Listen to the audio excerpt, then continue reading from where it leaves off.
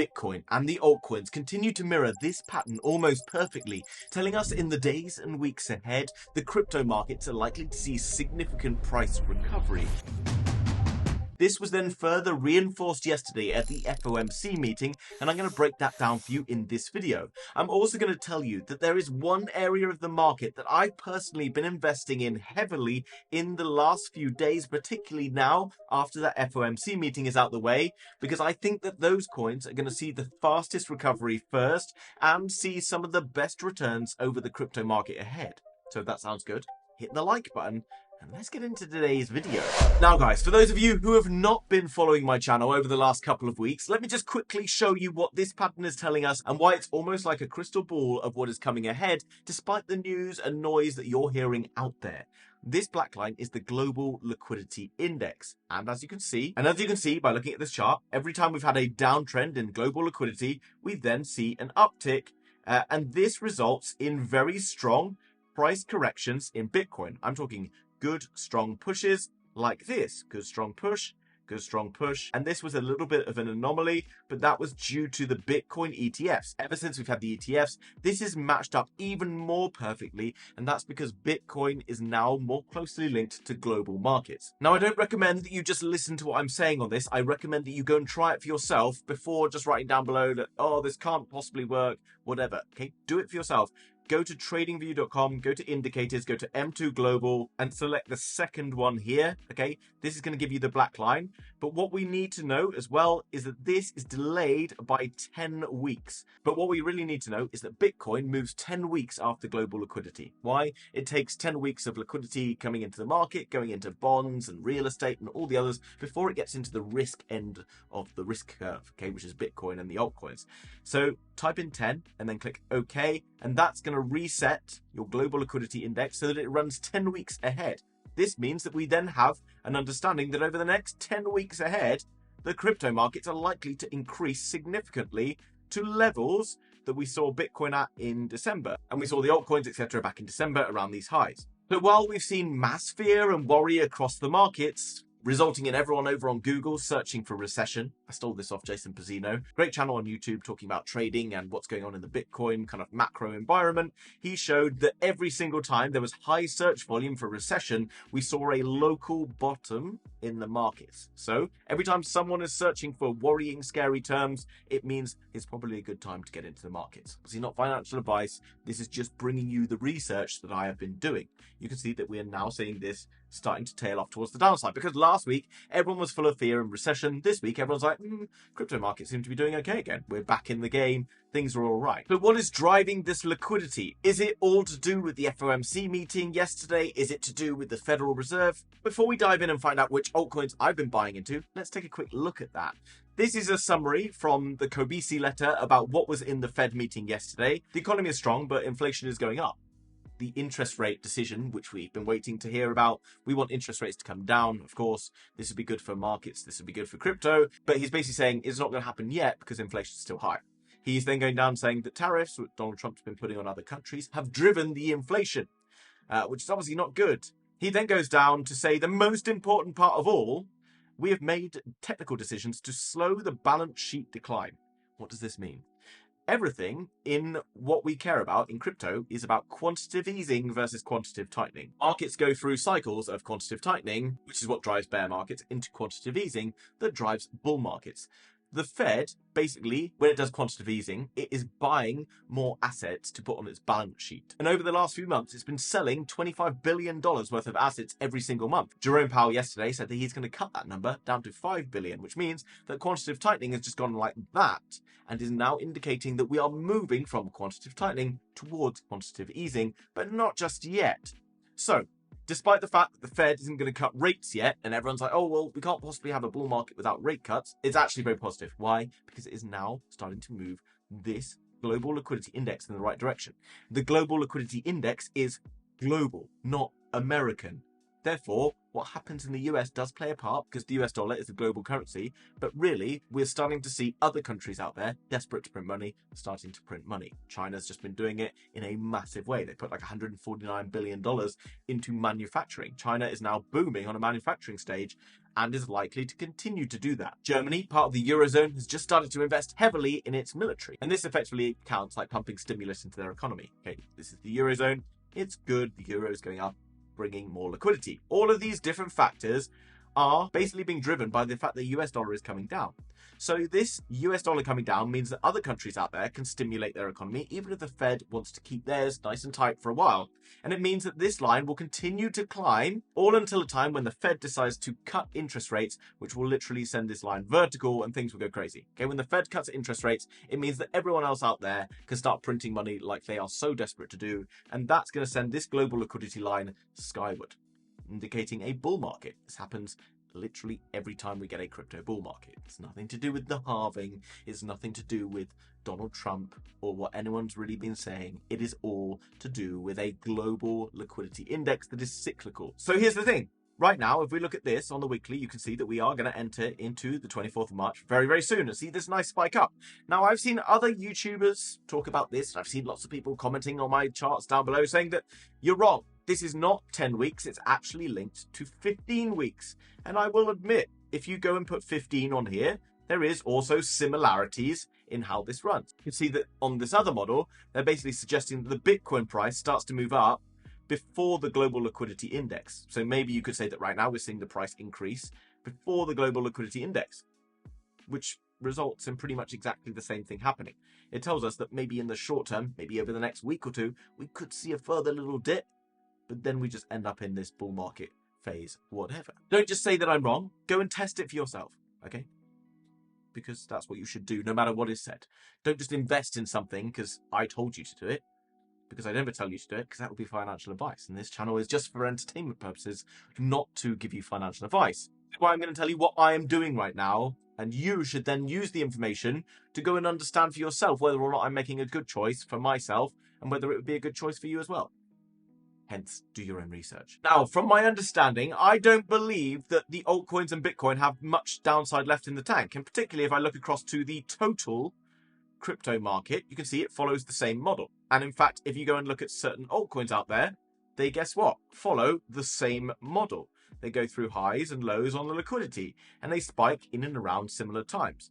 Only kind of ones that are a little bit out there and don't quite fit that model is like XRP, that kind of sat dead while liquidity turned up into the market and then suddenly went absolutely skyward, but did still top out around a similar point and has still pulled back into similar zones. You could look at Cardano, looking similar really to XRP, doing similar kind of things, and does follow loosely into this liquidity thing as well. Ethereum has been a little bit weak, but has also at times followed this global liquidity index, but just with a bit more volatility. Okay, so all of the altcoins, Bitcoin, etc. are likely to follow this model. And if you start to build faith in this model, then you can say to yourself that maybe it's a reasonable time to have some exposure to certain altcoins out there. But I get it, you've already been through the pain and some downside. So where would you invest for lower risk, but still being able to get good reward? Well, large cap altcoins. You've probably been told large caps are the way, and that is correct because large caps are way less volatile than the small caps. Therefore, if the market does take another dip next week, you're not going to see a 20% decline in Bitcoin and Ethereum or whatever. You might see 5-10%. Because you're holding the little meme coin that little Timmy's involved in, then maybe there's a chance you go down another 50%. Okay? I don't think that's going to happen because of the liquidity index. But large cap altcoins, there's lots of them. So which ones? Well, think about it. Large cap altcoins are based around certain areas of crypto predominantly, but which are the areas we are fundamentally interested in if we're interested in crypto markets? It's the base layer. It's what everything's built on top of. So what are things built on top of? Layer 1 ecosystems. There is a lot of layer 1s, and people seem to be a bit like football supporters for layer 1s, being like, oh, you talk about this coin, but I really like this coin. Don't get emotional about it. Those chains don't care about you, so don't care about them, all right? You're here to make money and invest in coins that will do well. So how did we find, back in the summer, coins that were showing really good strength in terms of layer 1 ecosystems, like Solana, like Sui? What was it that we were really finding in terms of strengths? Well, we need to think of layer one ecosystems like cities, digital cities. Digital cities, basically where decentralized applications or different types of buildings and services are built on top. Therefore, if you think about it, if the city is doing well, all of the decentralized applications built on top of the cities will also do well. Stick with me, okay? Think about it like this. You don't want to go and invest in, let's say, a city right now that's in decline, because it's probably not going to be so easy to see a return on your investment. If we think of like Ethereum as like London, okay, London still, you can make lots of money in London, but a lot of London is in a bit of decline right now compared to places like Dubai, where the property prices are going up, because Dubai is like the new kind of place. It's getting a lot of excitement because obviously taxes and everything is way too high in the UK, so people are just moving across to Dubai. So think about layer one ecosystems like exciting building projects, okay? Platforms that have been around for a long time, like Ethereum, do have some exciting stuff coming in, and they will kind of grind up and continue to bring growth and excitement. But what you really want to see for max kind of gains versus like downside risk is to find layer one ecosystems that are building and showing proof of growth. Okay, how do you do that? Well, the simplest way is to go across to defilama.com. Now, defilama.com is great because it shows you how successful different projects are despite the price action, because the price action doesn't necessarily mirror the success of a project right now. But what you need to know is the success of the project is going to be amplified once retail and everyone start to FOMO back into the market. And that will come very soon as that global liquidity comes in and the market makers come back. So buy strong projects, and you can't really go too far wrong, in my personal opinion. Do your own research. DeFiLlama.com is a free tool, and you can go and search for different blockchains. Now, I'm going to cover a few different ones. Now, this is Sui, one that I think you now all know about. Built by Miston Labs, which originally was a team that came from Facebook's Libra team. They reinvented the Layer 1 blockchain by creating a new programming language called Move, which is kind of like Solana's Rust, but 2.0. Now, why is this interesting and important? You might not care, but it is, okay, incredibly important. If you think about the digital city, Sui being a city right now, it has lots of different buildings that want to build on top of it, different restaurants or whatever. Think of these like the decentralized applications. The decentralized applications are built by developers. What do developers want? They want somewhere that's easy to build. They want somewhere that they're going to be able to have good transport links, i.e. high-speed networks. They want basically good security. They want good partnership opportunities. They want opportunities to be able to interact with other cities out there through interoperability system. This is all part of what Sui is about and why Sui has attracted a lot of interest. And more importantly, has just recently been included in Donald Trump's World Liberty Finance Fund, and is the only project that's been released in this bull market since after the FTX crash that has been included in that fund. And that's incredibly exciting. So this platform has created the Move programming language to make it very easy for developers to build top quality projects in a high speed, high security ecosystem with interoperability going on. This is why if you go to DeFiLlama.com, you can come down below and you can go on the TVL, and you can see that the TVL, or total value lot for Sui, is pretty massive right now. It's nearly $1 billion, and the market cap of Sui right now is at $7.9 billion. So it's showing that a lot of the projects being built in Sui have been performing very, very strongly despite market conditions. You can see Sui Lend as $373 million in TVL, and over the last week or so has been increasing. Over the last month, while crypto markets have been cooling down, it has been a bit of a sell-off. And go down below, Navi Protocol, Cetus, a project I talked about back in September, also saw huge gains back then, also starting to show strength again. So the lower risk asset is to go after the layer 1 ecosystem, like the Sui and whatever, and the projects built on Sui are kind of the higher risk exposure to the same ecosystem, okay? And just by looking across the board, you can see a lot of strength returning to some of these bigger projects. So if you want to be investing in a layer 1, don't just go and invest in layer 1 so people are like, oh, it's really good because of the tech and it's really fast. Think about what they're actually building. What is being built on a layer 1? If you want to invest in one of the cities, invest in a city with lots of different stuff being built on top of that infrastructure. That should make sense. So not only is Sui booming in terms of like different projects that are being built on top of Sui right now, and they've been included in Donald Trump's World Liberty Finance, and they're also being incorporated into various interoperability platforms where they can interact with different chains. So they're now included in the Phantom wallet, which makes them the first non-EVM platform after Bitcoin and Solana to be included in a Phantom wallet, making it again further accessible to more and more people. But they also have more than 15 million active users per month. Canary Funds has just filed for a Sui ETF, and so many other things. And yet the price has fallen back significantly because guess what? The liquidity fell from the 9th of December on this chart, but actually it's the 30th of September, okay, because remember we moved this back. Now we can see where Sui is likely to head next because this chart follows very closely to what goes on in Sui.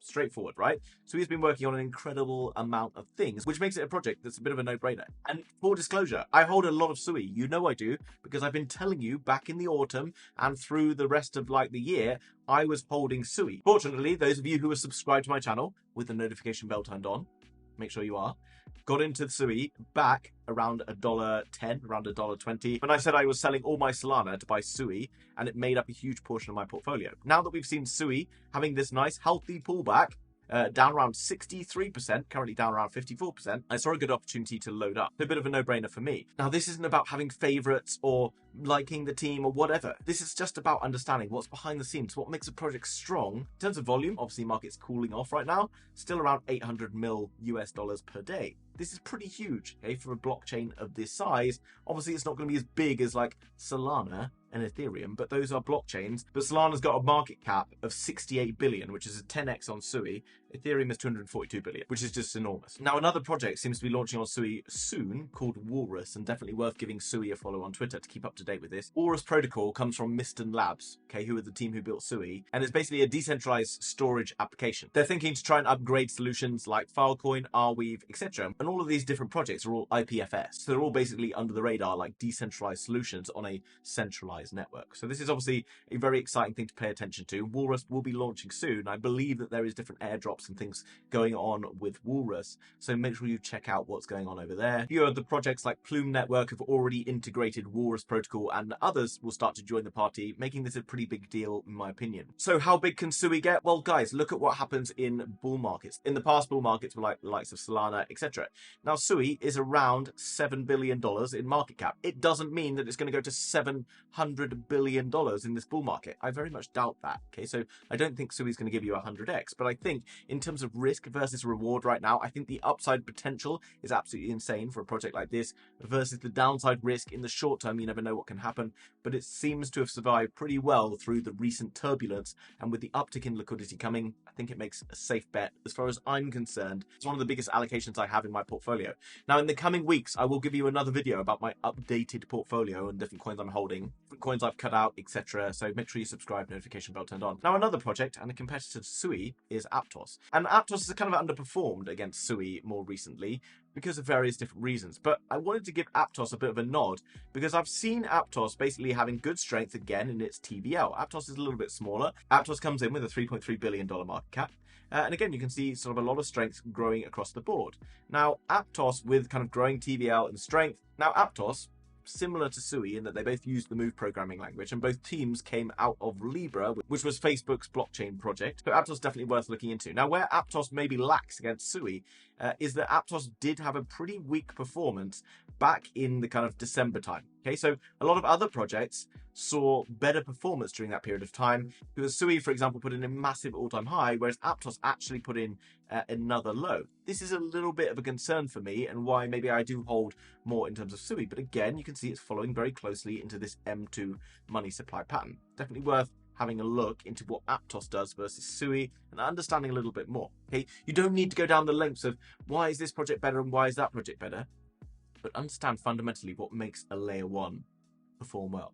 Why has Ethereum got the biggest market cap? Is the biggest city, okay? It's the biggest city with the most projects being built on it. No brainer, right?